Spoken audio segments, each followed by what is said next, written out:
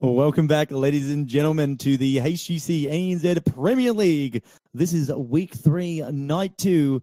And if you just missed it, you just saw Mindfreak take one map against Twisted Vision on Sky Temple.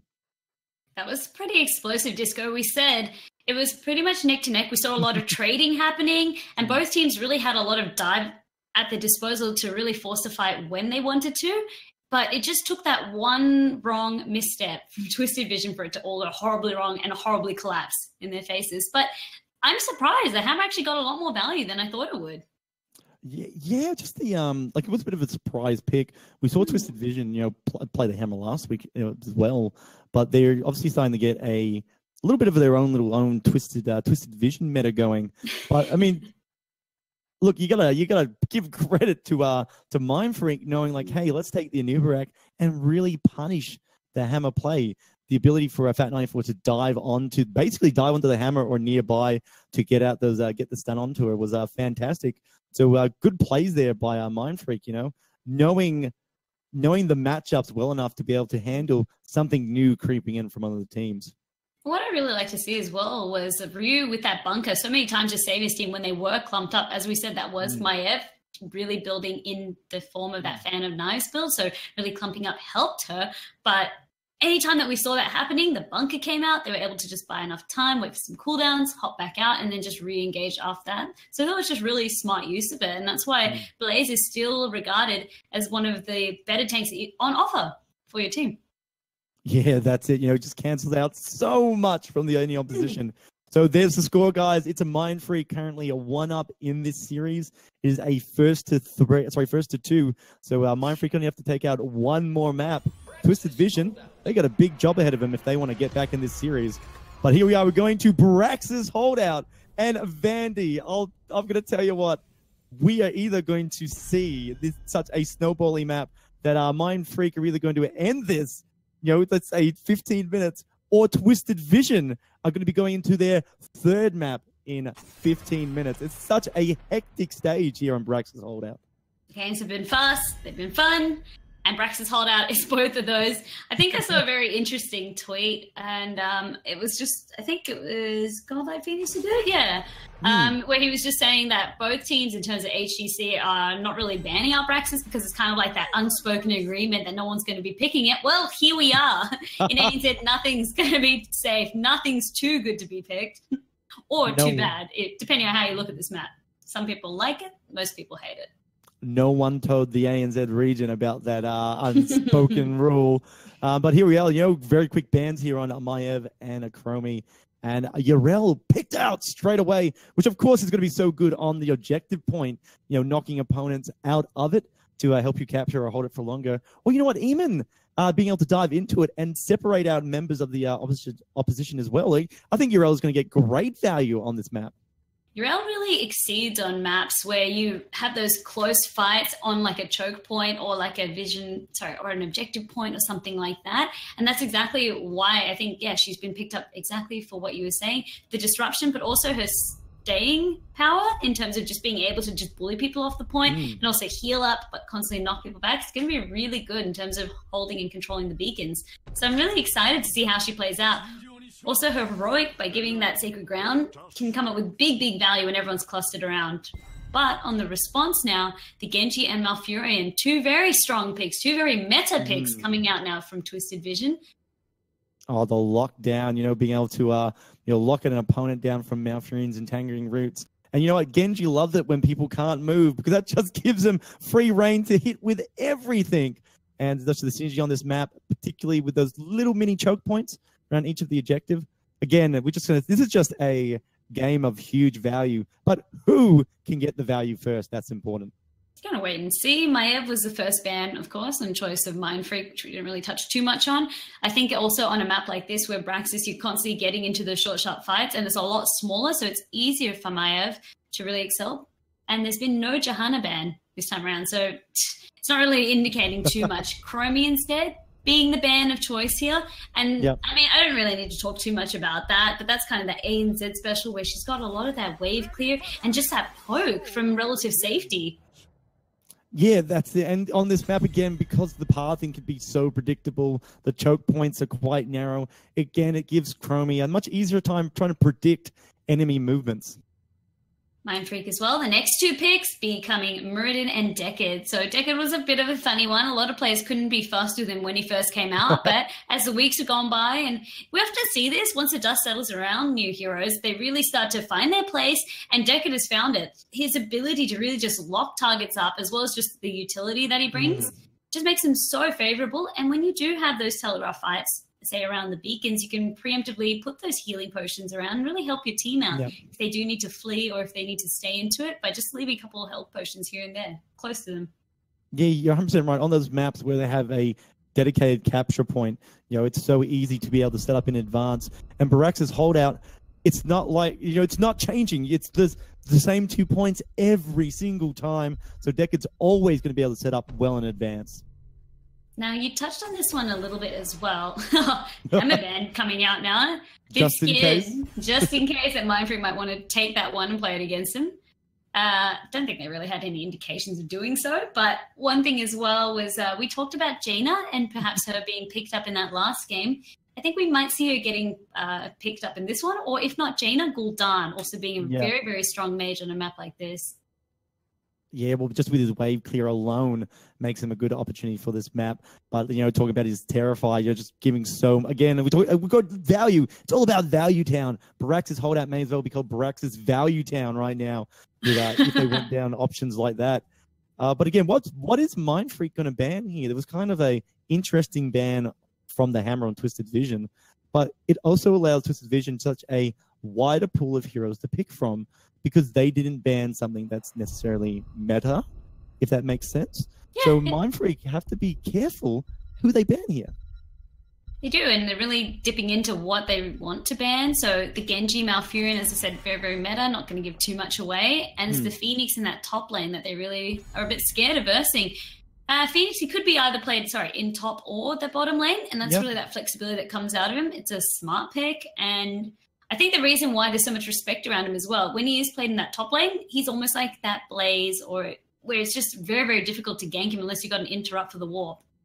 Yeah, and that's what's so important about being a solo laner on Barax's holdout, or probably in any map, is either being tanky enough that you can just walk away from trouble, or having some great mobility asset or skill that can get you out of trouble. And Phoenix has one of the best in the game.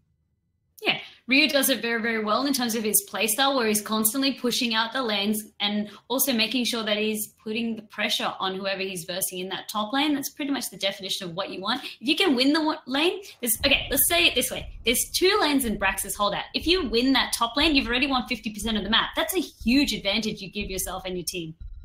Oh, yeah, it's like you said, it's 50% of the map, because it literally is 50% of the map. Exactly. It's just, you do want a solo laner that feels comfortable, that, especially when you're drafting, you see a lot of teams that if they're not going to pick something quite obvious, so we see the Dahaka coming out here because we want that global, but if they're not picking something obvious, they always want to try and leave it as late as they can, because when it's that 1v1 on Brax's, it's so much more important to get a counter or pick someone that's not easily counterable. Yeah, that's it.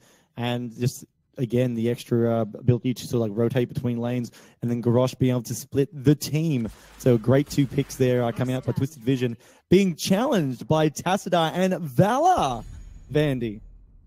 Exactly. Tassadar Valor, that's taking it back old school. It's going to be really that hard bottom lane where you can push for days, not run out of that sustain, and bolster by that Decade. It becomes quite scary to see, but this is something that we see a lot of China rocking.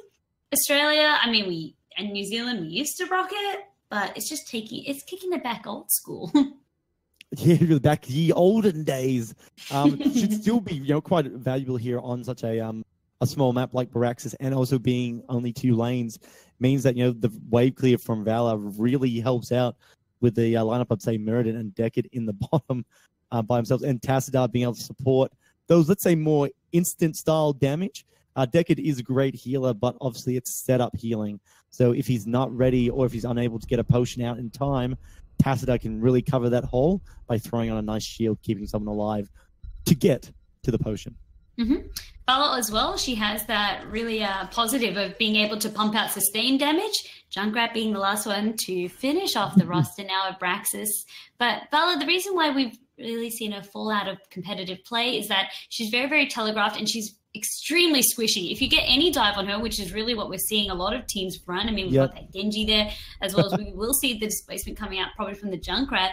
She's just so squishy. So by pairing her up with the Tacita, you really bring back some of that weakness that she has. But you have to sacrifice 2 hero slots to do so. So on a map like this, it's a lot easier to really patch up that weakness. But it's really, the weaknesses will always be there, but Tacita helps make it a little bit better. It's like the Band-Aid over the whole sort of, a little Band-Aid for the fix. Well, and it's not like Tacita is a bad hero. You know, he obviously brings his own weight for a little bit of damage, and its shield can go on any target. So, you know, if Deckard gets in a little bit of trouble, bam, have a shield, good sir. You'll be fine. But, I'm just looking forward to that Malfurion entangling route onto one of those targets. And then Genji just diving in there trying to finish him off. I think it'll be a great game. And Dandy, even Garrosh. Garrosh can go, well, you know, Tacita, if you want to heal if you want to save your friend with a shield, come over to our turrets where I just threw your teammate to and see what you can do. So there's some opportunities for Twisted Vision to get some sneaky kills. But just while we get into the map, guys, big shout out again to our sponsor, McDonald's, coming on for this fantastic Season 2 and promoting the region. Gotta feel good about that one. I'll kick things off for us, Disco. In the red, we've got Twisted Vision with Gondo playing the Malfurion, Coffee playing Junkrat, Silence on Genji, Magic Gnome on Garrosh, and Domi playing Dahaka.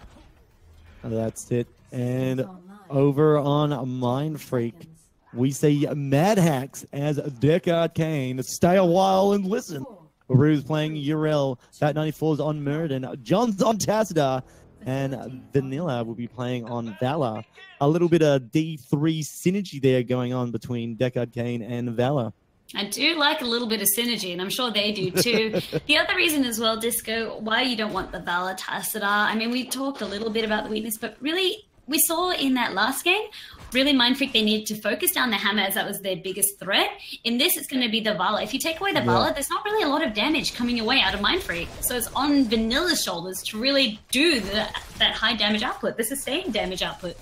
Yeah, it's like almost like a reverse role. It's like Mindfreak are like, hey, Twisted Vision, we saw how you played last game. Let's see if you can take out our version of that play. And picking Valor last. Let's see how they go with this one. But already just the pokes. It's not really too much coming out. Both teams are just focused on getting some poke and really just clearing back the waves. It will really start to heat up once we see the beacons come into play. Yeah, that's, you know, both teams right now are just sort of looking either for an opportunity to get a kill from someone out of position or maybe pick up some smart or like a clever mercenary. Like right now, there it is, Fat 94. Push over to the side. He actually was so lucky in displacement. He's able to just walk out of it like it was nothing. Oh, I feel a little bit bad right there. You can see the play that they were trying to make, but because all of their damage collapsed in onto Fat 94, oh, kill up there for Ryu in that top lane onto Domi. But yeah, because Fat 94, they all collapsed forward, and instead he was flipped backward, there was no damage to finish him off. And as you said, he just walked free. Yeah, free as a bird. John taking a little bit of damage, but he should be able to get out there. There it is with the shift coming out. Is quite safe. Both beacons now picked up on the side of Mindfreak. And we see actually 5 members down here on Twisted Vision. They're trying to capitalize this bottom point, see if they can capture it, just neutralize the play. But behind this, so much experience is being gained from Mindfreak in the top from Little Rue just pushing in by himself. That was it. Because Rue got that kill onto Domi, it just meant, as he said, he could soak the lane more for free. But already Mindfreak, they're quick to respond, and already both beacons are there. So that's that pressure. You really want your top lane to be able to hold their own. Oh, that's it. Fat 94 got boosted by Junkrat, so he thought, why not? Let's go for the play. Rotating up to the top lane now to assist Rue. We see Dahaka and Genji looking to make a play onto Urel. Besides, in the bottom, it's just a little bit of a poke fest right now, but it doesn't matter because it's too late. The Zerg are coming out, and it's almost a full run for Mindfreak. We'll say it's only a full run for Mindfreak. There is a minimal Zerg on the side of Twisted Vision. Twisted Vision have nothing. They've got a couple of little baby Zerglings for their trouble, but because they've already rotated to try and defend that, they've left their bottom completely exposed, and that's just Vanilla. He's going to be pushing for days here. Even Fat 94, he's just like toying in the middle lane right now, slowing down any rotation. Anyone. to go back and even just soak the experience in the bottom lane. So Mindfreak setting up a snowballed environment right now, pushing to both top and bottom lanes. Beautiful play here. Gondo, he just can't do anything, can he? He's just gonna sit back and watch the destruction of his fortification. Fat94 doing the same, just being that constant thorn in Twisted Vision's side as they're trying to make their rotations. And that's really some smart play coming out by really denying them from responding quickly. You can see they get more value out of that Zerg wave. And even future Zerg waves as well. You can see the next set will come in the bottom lane. It's an open fortification, if it's even there by the next time the Zergs come out. Just rough on the side of Twisted Vision, because you can see their wave clear, they have it, yes, but that constant pressure coming out from Mindfreak means that they're really struggling to be able to use it. And even though they're getting the displacement, Garrosh is getting those picks, it's just not enough burst damage to take down any targets just yet. In that top lane, Ryu, I was looking at the build that he chose to go for. He has gone for Mirage's Insight, meaning that after he casts his basic ability, he's going to be healing, so he's got sustain for days, especially in that 1v1. But the interesting choice to me was Aegis of Light. So when Yrel lands, she's going to grant any heroes near her 35 armor, and that's huge, especially when you're clumping up like this. So when you are coming to those fights and Ryu's going to be joining them, he can grant them all 35 armor. Yeah, look, that's a really big. That's a really big moment or big talent, and that's something that a lot of people have been looking at Yrel at. Looking at level 4, thinking, "Gee, what can we do?" That's a huge damage reduction there, and it's all. It's not just physical. It's all armor, so physical and magical. So ability, I should say. So it's great there. But look at this, Genji pressuring John a little bit. Not the greatest target because he can just phase out as the shield, but he's trying desperately to hold him back. Fortifications down in the bottom lane. We talked about that. How much extra value we're going to see from the Zerg wave now for Mindfreak if they manage to keep this level deficits so high. They're going to hit 10 first. They're going to be able to pick up these mercenaries uncontested almost. Genji just almost went in, but saw the entire force there of Mindfreak minus. Look there, they're all there, aren't they? Trying to threaten the back line, but you can see Tacita constantly on hand to shield, and Yrel just going in. Ryu disrupting. That's it. We talked about the disruption power of Yrel, and there it is there. Kept 3 members of Twisted Vision out of the way, allowed him to saw a kill onto Garrosh, their tank, the one that's not meant to die so easily, get taken out. Domi suffering as well. Fat94 causing havoc against Genji and Malfurion. It's just nothing Twisted Vision seems to be able to do when Mindfreak makes a play. I mean, Twisted Vision, they died to cap that Bruiser camp, but was it worth? I'd say no, because now they just slowed down. They weren't being able to soak the lanes because they were trying to get those kills, and it backfired a little bit for them. Yeah, and look at the beacons are alive now. They are active, and they're both on the side of Mindfreak. Top one has been captured down the side of Twisted Vision, but kind of costing him a lot here because now we're going to see Mindfreak rotate up. Big throw in there. John stays out. He's fine for the moment. Rue in a bad position. Yrel has good sustainability, but she has moments of weakness. But there it is. Maybe keep alive. Domi stays out, trying to keep himself alive as well. But it's Mindfreak putting on a lot of pressure. Being backed out. Rue being taken taken out. It's an opportunity for Twisted Vision now to capture this point. Rotate bottom as well and get an objective for themselves. Fat94 not giving up, goes in, taking a lot of damage, is stunned. Is he making a poor decision? Gets killed, 2 members down. Mindfreak are on a massive back foot right now. It's Twisted Vision's game to come back and take it out if they can make the right plays. Twisted Vision, they're not done yet. Domi with the huge drag, the displacement comes out. Vanilla, he's got no one to support him, gets taken out. They're not done yet. Mad Hacks is next on their list. Wow. Just like that, they turn it completely disco. Let's see what went wrong in that first fight, but it was pretty much just going to be coffee with that snare. And Ryu, he outplayed himself a little bit. He jumped completely into the snare, and that's all they needed to finish that off. Fat94 followed similar. The root, the Dwarven toss into it. That's really all they needed. This is just a little bit of misplays coming out from Mindfreak right here. Yeah, look, a dangerous situation here. Like on the replay, we just see how Twisted Vision set up so well. But back on the bottom lane here, they've managed to capture the beacon, slowing down the progress on the side of Twisted Vision. But look at that, Fat94 gets thrown. Still a Dwarven toss, but still in a bad situation, hasn't quite escaped. Does manage to get behind the wall. Luckily, they still have their side. But Twisted Vision are making a comeback on this map right now. Something what a lot of people say is actually a little bit tricky to do. Look at that Genji in an ideal position here, looking for Deck Arcane, sitting on the point. He's just capturing now. He actually goes in, putting pressure again onto John and Vanilla. Backing out now, and Twisted Vision are almost back in control. But the bottom beacon has been picked up again by Mindfreak. Mindfreak, they've come back and they made sure that they come back properly. So they've got level 10 now and they've completely bullied Twisted Vision off the beacons. So they managed to salvage those kills that they gave. Luckily, they had enough of that experience buffer that it didn't matter and the death times were low enough. So you can really see they are still capping, but Twisted Vision for that brief moment, they're still able to catch up. They just need that level 10, which they've got now. And then they just have to time their rotations well. 2 members now, 2v2 in that bottom lane. We've got 3v3 in that top lane.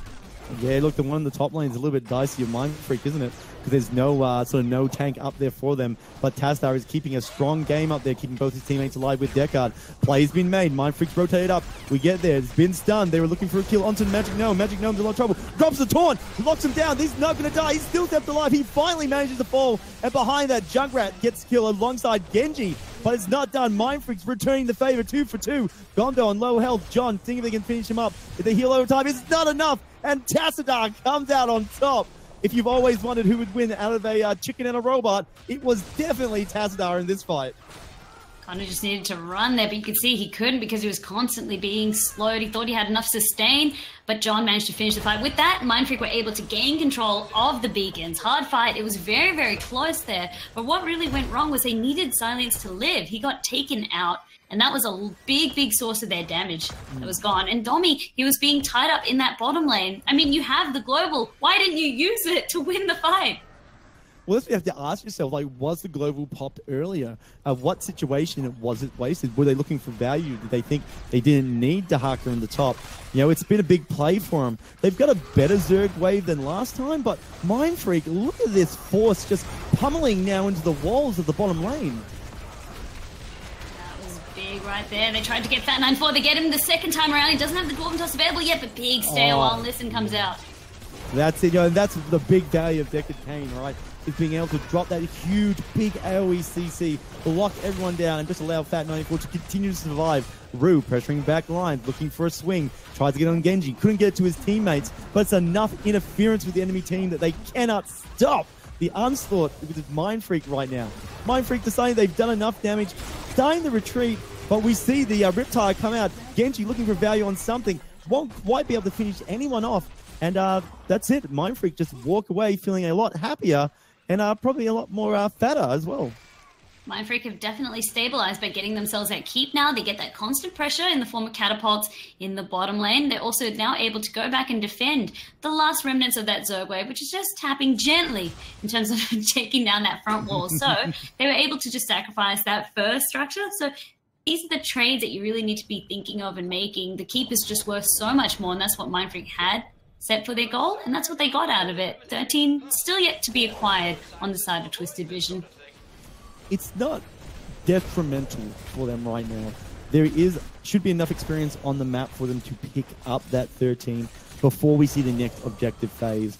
Though the top lane is a little bit dangerous because of how pushed in it is. It's funny saying that it's really pushed in on the favor of Twisted Vision, but that makes it a little bit dangerous for them because they're rotating to enemy territory. So they do have to hold back and wait for the experience. But there's enough in the bottom lane, and eventually the top lane will push out again. What's dangerous as well is if Mindfreak were to lose a fight right here in terms of that boss potential, look at this. Very, very ballsy call now coming out on the side of Twisted Vision. They have the Genji, and the race that they have is insanely fast. You can see it. It's almost like Hanzo on that last level right there. And before Mindfreak know it, they've gotten the boss. So that was a really nice play that they did there. Yeah, and they're equal talent here now, so this could be a really good fight for Twisted Vision. If they make massive stay a while and Listen, locks him down, but a lot of damage is coming out that wakes everyone up. But there's a lot of pressure right now. Twisted Gnome is, they're taking a lot of damage. Magic Gnome and Gondo is also being pressured by Rue. Knocked out. He's not there to heal his teammate. We see Dahaka fall as well, and it's 2 down on Twisted Vision's side. And this is it would be disastrous, man. It would be disastrous if there wasn't a boss in the bottom lane pushing against them right now. I mean, yeah, that's right. The boss is pretty much the silver lining, but now the boss will be wasted because they can't siege with it, so it only will achieve limited value. And I think that they just got too excited when they saw Fat 94. They're like, all right, let's fight right here, right now. Yeah. But they weren't in a good position where they could target and focus that backline. What I'm really seeing is what's changing a lot of these fights is because we've seen Emerald being taken up by Mad Hacks, he's using that to really just nullify any healing coming his way. And that's what they're really doing to allow Magic Gnome to get completely bursted down if he's overextending his Garrosh. Yeah, it's just almost exploding. It's like it's a little bit sickening to see, and just Genji's just going in at like those wrong angles, and he's having to back out, losing so much damage potential in a lot of these fights, and that's how we see Mindfreak right now with a 2-level victory. Sorry, 2-level lead right now in this game. Magic Gnome has revealed Rue's hiding spot, so he's going to be able to just sort of bait it out, but Mindfreak, they've now rotated down, looking for an opportunity. Domi taking a lot of damage. Big heal has come out from Malfree and will keep him alive. Genji's gone in the back line, putting on damage on John, but it looks like it's going to be Domi that will be first to fall, getting taken out. He has hit on the ground now. Deckard's removed. There's no support for Mindfreak. This could be the turning point, but everyone on Twisted Vision is so low right now. Magic Gnome finally falls. He throws Domi to safety, but the stun comes out, and Gondo is in big trouble, has to ice block, but he's got nowhere to go after it wears out. Fat 94 in a great position, being pulled by Domi. He'll almost take him out. He does! Dwarf leaps to Genji. Genji's not used to being the one dived on like that. Not by the tank. Oh, that is bad. A bad situation for Twisted Vision right now. Twisted Vision. I don't think they saw this one coming. Double dive, double disruption, and Twisted Vision, they just didn't have the tools to deal with it. Yes, they have displacement of their own, and that was a nice attempt there by Magic Gnome to throw Domi to safety. Yes, Domi lived, but it sacrificed. It pretty much just fed poor old Malfurion into the walls right there. He just couldn't get away, and you can see Gondo, he's like, well, I'm going to die here. There's nothing else I can do. I've used everything. And that's just the constant pressure coming out from the dive and the mobility that Mindfreak are rolling on their team. Yeah, they're just not able to keep up with the pressure that Mindfreak is putting out in these fights. They're just relentless, and they're getting these core kills, but they're just not being able to really do anything. They killed Madhack. They got the support. It should have been an easy situation, but they had to spend so much of their own life as a resource to do it. Overextending in that back line, we've got Vanilla on Valor, just saying, well, I'm just going to AoE everything, and you're all going to take damage. Yeah, you summarized it quite nicely. They had to trade so much of their health to be able to get the down. Coffee in so much trouble. He's going to fall. It's not looking good there. Deckard falls out the stairwell and allows Mindfreak to just systematically, surgically remove the team known as Twisted Vision from the map. Domi's trying very hard to stay alive, but it's actually a wave of the Zerg minions that take him out. Genji gets onto the tower. He is safe, but there's nothing he can do. That is, the GGs are being called. Mindfreak will take the series 2-0 against Twisted Vision, keeping their perfect, their clean, their miraculous record at undefeated, both in series and in map. It was very well played by Mindfreak. They stumbled a little bit, which really allowed Tainted Vision to climb back in and get a couple kills here and there. But because it happened in the early game, we've seen Mindfreak, if they are going to stumble, it's always going to be in that early game. And if they do, they're not going to get too much out of it. Twisted Vision, they still were behind in experience. It just patched up what they had wrong. But after that, it was just going to be Mindfreak just saying, all right, we're going to just take it from here on out. The dive that we've got is you won't be able to escape us. And you always saw Ryu and Fat 94 diving in together. And they just didn't have the tools. They didn't have any tank busters to deal with it. And their tanks were just sacrificing so much to try and get anyone down. When Ryu was low as well, the Ardent Defender was just coming up huge in terms of just healing him right back up. So really nice heroic talent choice right there, knowing that he was going to be diving in. Yeah, even looking at like a Madhack, you commented during the game, taking Emerald, just being able to like really melt the tank's ability to heal. So that was a huge position as well for Mindfreak taking that. Look, I think it's safe to say that Mindfreak are obviously having a stellar season, undefeated. Twisted Vision, not quite there, but I mean, they've already, this is their third defeat in the Premier League so far, having won 2 matches. So the gap between these teams is widening as the season transitions, but it is a new team, Twisted Vision, and we are still waiting to see the proper team synergy come out. That's right. I mean, there's glimpses when you do see that synergy coming out from that team that are very, very amazing to see. Like, they got the kills, they're able to then execute them. I think in terms, it was their draft just letting them down a little bit. They went all in on the burst. They didn't really have a tank buster or any of that really hard sustained damage coming out. But there were definitely moments there in that series where you could see the glimpse of the team if they just, practice together, get that synergy down right. And I'm excited about that. it's going to be so good to see them develop as a team over the season. And Mm-hmm. regardless of where they finish at the end of the league, see them back in 2019 and see what they can do with a full break time of training under their belt. But it just looks like we're going to just go to just confirming if we're going to go to a break or not before the next game. And we will be. But Vandy, before we do go for a break, tell us what's the next match we're coming up again tonight? The next match is going to be Xylophone Dudes versus Reality. So don't go anywhere, guys. We'll be back after a short break.